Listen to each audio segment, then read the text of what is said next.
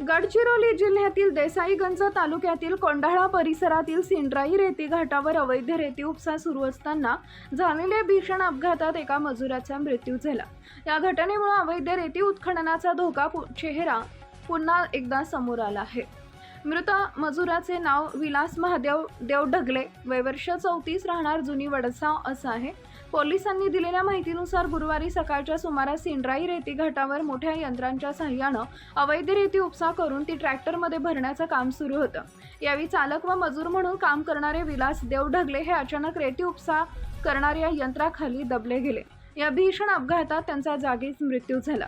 घटनेची माहिती मिळताच देसाईगंज पोलिसांनी तातडीने घटनास्थळी धाव घेत पंचनामा केला। त्यानंतर मृतदेह ग्रामीण रुग्णालयामध्ये शवविच्छेदनासाठी पाठवण्यात आला।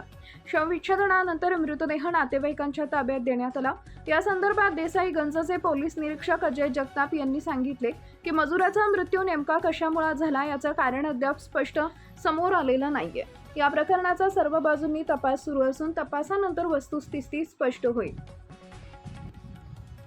लाईक करा, शेअर करा, सबस्क्राईब करा आणि बेल आयकॉन प्रेस करा।